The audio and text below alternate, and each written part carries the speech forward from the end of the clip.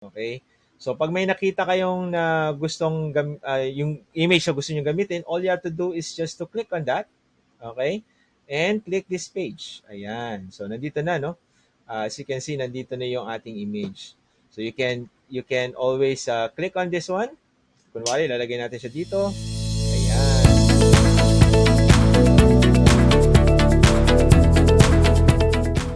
Hello everyone and welcome to another episode of the EdTech Explorer. If it's your first time here, my name is Romeo, your Google for Education Certified Trainer. Welcomes you here in our channel. Ayan. And of course, please do subscribe to our channel. Lalo na kapag kayo ay first timer pa lang dito po, please hit the subscribe button and hit the notification button para lagi po kayong updated sa mga latest videos po namin dito sa channel po namin. Ayan. Okay, so for today's episode, we're going to talk about Buncee. So ano ba itong Buncee na to, no? If you're looking for another presentation tool na application, no, aside from the usual presentation tool na alam natin, yung mga PowerPoint, yung Google Slides, and Canva, if you want to have something na medyo something new, okay, something new to explore, mga ka-explorer, okay, presenting to you Buncee, no? Buncee by Capstone. Ayan. So ano ba tong Buncee and ano bang kagandahan sa Buncee? Okay, so for me personally, if you're looking for a presentation tool na pwedeng gumawa, no, to create a storytelling presentation, or ang mga audience niyo ay mga karamihan ay for kids, no, mga bata yung ang target audience natin, then Buncee is for you. Ayan. Okay, so mamaya I'll introduce you more to Buncee. So on your screen right now, this is the homepage of Buncee. Okay, you can create your account in Buncee using your email, your Google account email, all right? Meron din sa Microsoft and of course sa Apple. So it's up to you kung anong gusto nyong gamitin, no, para sa inyong Buncee account. Okay? So after creating at nag-login kayo sa Buncee account niyo, this is your landing page. Okay, kung saan nyo makikita yung mga works nyo or current works nyo sa Buncee, at kung saan yung mga shared na Buncee application sa inyo, and of course yung resources, no. But we will focus more on how to create Buncee, no, dito sa Buncee account natin. Okay, so things to know when we use Buncee. Number one, kapag you are only in basic account, no? So let me just click itong button na to, upgrade, para makita lang natin ano ba yung mga available plans, no, or mga subscription dito sa Buncee. So kung libre tayo, okay, kung libre lang yung account ng Buncee, you are given at maximum of 3 Buncee na output, no. So if you go beyond the allotted number of Buncee presentation, you can no longer create another one kung naka-free account lang kayo, no, yung for free. So if you want to create another one, kailangan nyo mag-delete ng isang presentation na ginawa nyo sa Buncee. Okay, but yun lang yung drawback kapag tayo ay gumagamit ng free version ni Buncee. But of course, meron tayong mga unlimited versions, but you have to subscribe to their premium account, or Classroom Lite, or Classroom Plus, or School District and Custom Pricing accounts, no.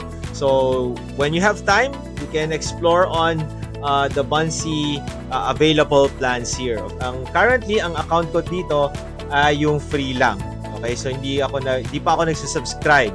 Okay, so currently I'm just using the free version account of Buncee. So that means I am only limited to 3 Buncees. No, paano ba gumawa ng presentation dito sa Buncee? So ito po itong nakikita po natin. Okay, itong Buncee demo. Let me just click on this one. All right, so this is the Buncee presentation that I created last time. Okay, so you can do something like this sa klase natin or sa mga presentation ninyo. Okay, but of course, depende yan sa anong gusto nyong gawin na presentation, no? So this is slide number 1. We can also do something like this, no? In our slide number 2. So it's up to you how you want to design your Buncee presentations. Of course, this is just a sample design. So how do we create our Buncee? Okay, paano ba tayo gumawa ng Buncee presentation? Okay, so going back, all right? So to create a Buncee presentation, all you have to do is of course click lang natin itong create new Buncee. So left click lang po tayo diyan. And it will create it will open a new tab and you will land to this one or to these options. Okay, of course you can start from scratch or you can always start from a template. All you have to do is just to click on the category, okay, and then you just have to look for a template that has no itong padlock logo, no, or yung parang lock na premium logo kumbaga. Okay, so ibig sabihin pag meron tayong nakikita na padlock dito, whenever you see this icon, this means that this is a premium template. That means you have to subscribe. Okay, you have to subscribe or your subscription should be a premium account so that you can access these templates, no? So this if you're just using a free version account, most of the templates here are actually you cannot use it, no, because most of the templates here are actually premium templates, no, parang premium template siya. Ayan. But for me, whenever I use the Buncee, I'll just usually start from scratch. Okay, so from there I will just click this one here, start from scratch. So here are some important parts of the Buncee presentation. Okay, now we need to remember whenever we create a Buncee presentation. Okay, so number 1, of course, yung ito dito sa middle na to, yung may nakalagay na untitled. Alright, so dito natin nilalagay yung title ng ating presentation. So for example, Buncee demo. Ayan, so yan yung ating, kunwari yan yung name ng presentation natin. And of course, next thing na kailangan natin malaman dito is of course itong itong tatlong buttons na nakikita natin dito sa middle, no? We have the click here to select a template. Meron din tayong click here to change the background, and of course meron din tayo dito na to add your first item. Okay, so of course by its name, alam na natin kung anong ginagawa niya. If we're going to click this one here, select a template, it will bring us back dito sa page na to, no, kung saan natin pwede makita yung mga templates na pwede nating magamit. And again, gentle reminder lang, pag nakita natin ulit itong logo na to, yung padlock, that means kailangan naka-premium kayo para magamit nyo tong template na yan. Okay? So ayan, so to go back, just click this X or close button here. And of course, to add a background, okay, all you have to do is just to click this button here. Okay, so click here to change background. Let me just click on this one. Ayan. Okay, so lalabas dito yung mga images or background images na pwede natin gamitin dito sa ating Buncee tool. Okay, so as you can see dito sa left side ng ating panel, we have web, color, upload, and trending, and so on. Ito yung mga different background images na pwede natin gamitin. So let me just click on the web. Okay, so pag nag-click tayo ng web dito, ibig sabihin nito pwede tayo mag-search ng mga images na gusto natin or background, no? So for example, mag-type ako dito ng field, example lang. Okay, and by the way, usually itong mga nandito ay itong images dito under the web is powered by Pixabay. Ayan. Okay, so ayan, so dito ito yung mga available na images that we can use in our Buncee. Okay, so if you want to use it, all you have to do is just to click on the image, and you have to click either of these two, this page and all pages button. So of course, if you will click this page, this means that it will be added only on this page. Okay, dito sa page lang yan. Pero kapag click po natin yung all pages, it means that it will be applicable or applied to all slides na meron tayo, no? So kung for example, meron tayong 5 slides, no? Currently we have 5 slides and you are currently on the 3rd slide. Pag click natin yung this page button, yung background na yon will only be applied on the 3rd slide. But of course, pag click natin yung all pages, yung background na yon will be applied sa lahat ng mga pages. Okay, so for this example, I will just click this image here. Okay, click ko lang ito. And I will just click this page. Okay, so ayan. So pag click nyan, it will usually appear kaagad, no, dito sa stage natin. Pero if your internet connection is not that stable or hindi siya ganun kabilis, okay, and of course kung yung file na in-add natin ay medyo mabigat, hindi siya maglo-load kaagad.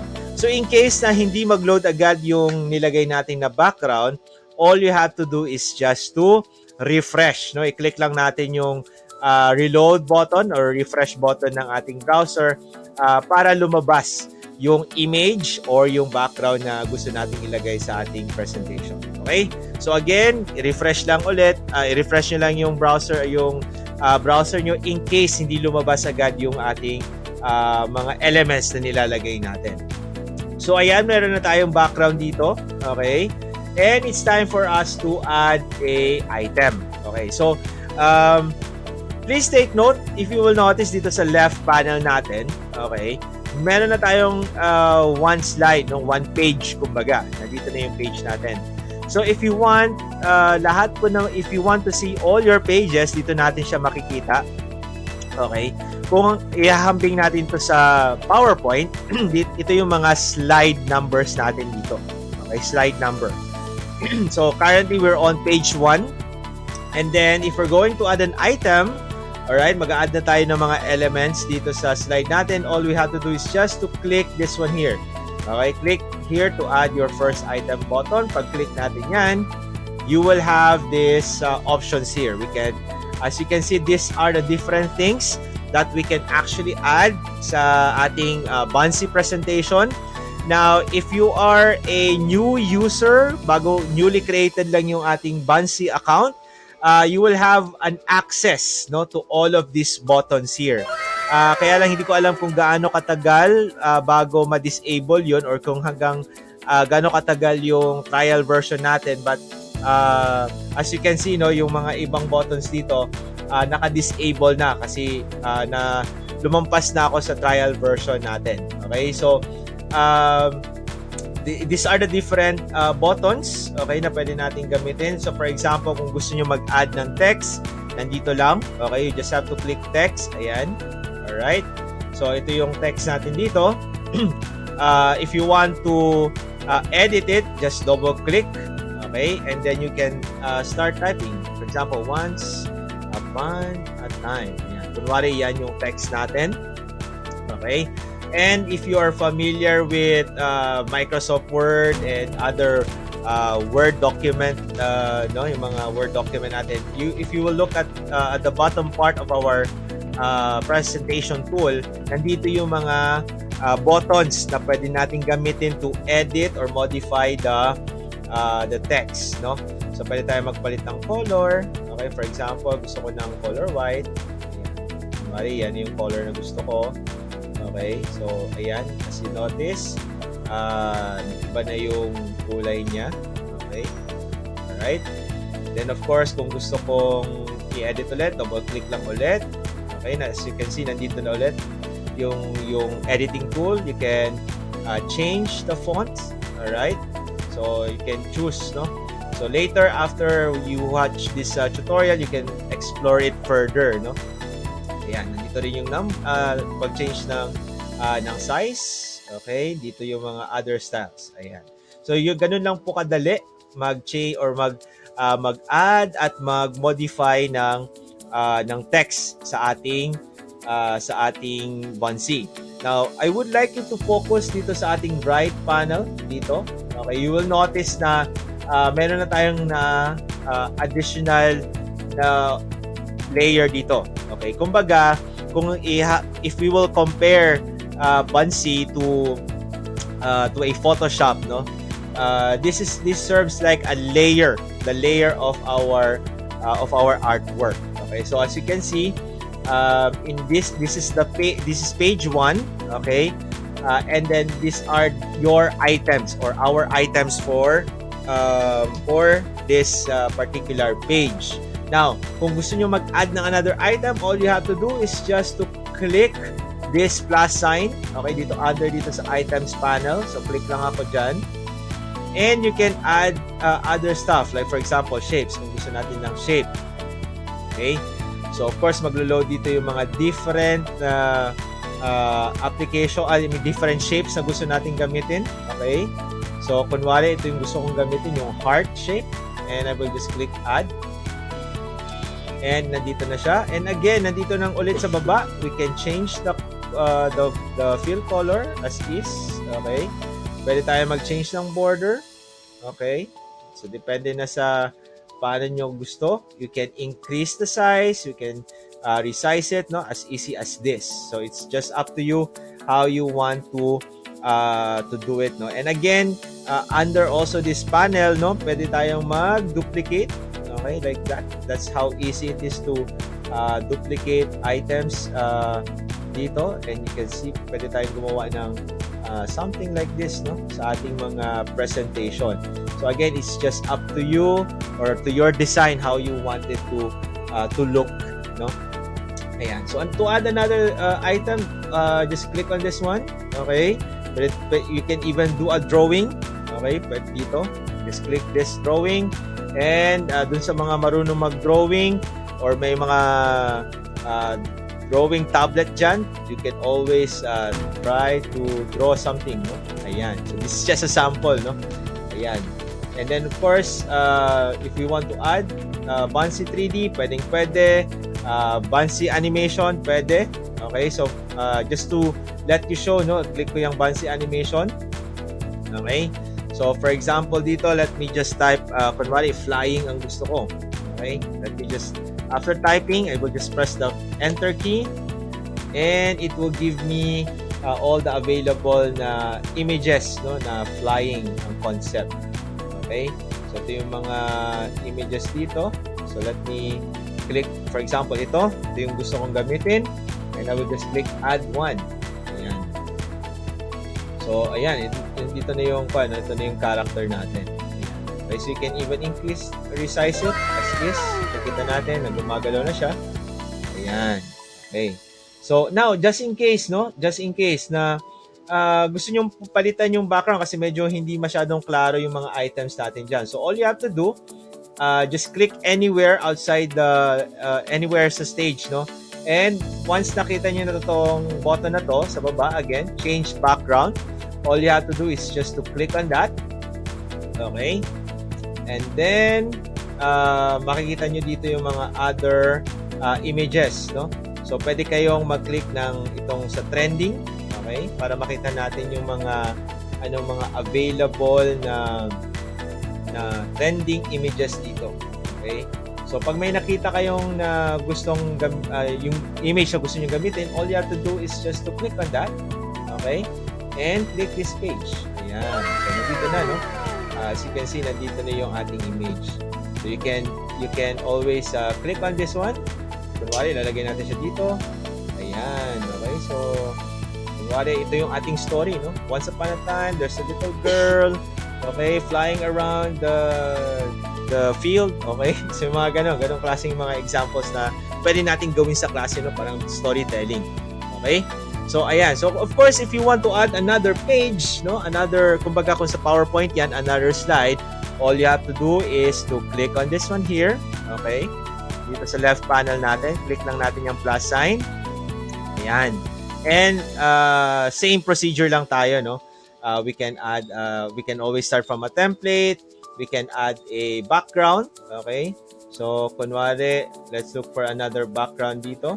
Okay? Scroll down lang tayo. Kunwari, yung story natin, ito na. Okay? In this page. Ayan. So this is just an example po, no? And of course, to add another item, just click on this one to start. Okay, we can always add a Buncee animation. Try natin ulit. And then let's look for example, itong animals. Okay, click natin itong animals. Check natin ano yung pwede nating ma-add na animal dito. Okay, so these are the available animals that we can add here. Okay, so let me just click on this one and add item here. Ayan. Okay, so there you go. Okay, so we already have a chicken here. And you can add an item again. Okay, text. Okay, double click. Okay, the chicken. Okay, so example lang. Again, this is just a sample text. All right. So depende po yan sa inyo what content you would like to put on your slides, no? Ayan. And it depends on how you want to set it up. Ayan. Okay, so kunwari masaya na ako dito. Okay, kunwari ito na yung finished product. Okay, so that's how easy it is, no? That's how easy it is to use our Buncee presentation to create a presentation for our students. Now, as you can see, yung mga pictures natin dito, cutie-cutie siya, no? And I'm sure yung mga kids natin matutuwa sa mga makikita nila dito sa ating Buncee presentation. Now, for me, if you will use Buncee, this is really best kapag ang balak nyong presentation is parang story type or you just want to make it more somehow entertaining sa mga audience niyo. So, pwedeng-pwede nyo gamitin yung Buncee. Ayan. Okay. So, kayo naman po, baka meron kayong mga other ideas saan nyo pwedeng gamitin yung Buncee presentation. Please do type it in our comment section para yung ating mga other viewers ay magkaroon din po ng idea saan nila pwedeng gamitin ang Buncee presentation. Ayan. Okay? So, kunwari tapos na po lahat, okay, ready na yung ating presentation. The next thing na dapat natin gawin is to preview yung work natin. Okay? So, all you have to do is just to click this button here dito sa upper right portion, yung preview. Click natin po yan. And then, of course, again, it depends on how fast your internet connection is. Ganon din kabilis pag di-display yung ating slide. So, ayan. So, ito na po yung ating slide number 1. Okay? And dito sa baba, nandito yung controls niya. So, you can always click this one here sa next slide. Okay? So, after you have presented. So, for example, once upon a time, there's this superhero called the Supergirl, and we need to this is the story of her life, no? And it all started in the barn. Yan. Kunwari, ganun yung story natin. Again, example lang po yun. So, yun. So, it depends na po yun sa creativity nyo or sa imagination nyo how you want to create your presentation for your audience. Ayan. And of course, if you want to edit it, all you have to do is just to click edit. Okay? And it will bring you back to the editing page of our Buncee. Ayan. Okay. And of course, if you want to share it to your students, all you have to do again is to click this one here, share. And then you can share you can set it up to anyone with the link. Okay. You can always embed it. Okay. If you want to send it to your students, you can always click this one here under code. You have the link here. This is the one that you're going to give to your students. Or if you have a website, you can always embed this one here. Alright, yung using the iframe code. Okay, pwedeng niyang gamitin. Or if you want to use it, you want to share it with other Buncee users, then pwede kayo dito sa share with Buncee users and enter the email of your friends. Okay? And then of course, pwede natin siya share to boards, email natin. Okay? Pwede rin tayo sa social media. Yan, pwede natin i-share kung meron tayong mga social media accounts. And of course, pwede natin din siyang i-download. Okay? So ito yung mga options natin na pwede natin gawin with our Buncee. so that to to siya, no? Parang how we can make our presentation more entertaining, especially sa mga kids, no? Yung mga young ones natin. Ayan. So maraming salamat po for listening, and I hope na meron po kayo natutunan sa episode natin na to. And again, if it's your first time here, please don't forget to subscribe to our channel and hit the notification button para you are always updated sa ating mga newly uploaded na videos. Maraming salamat, and once again, God bless.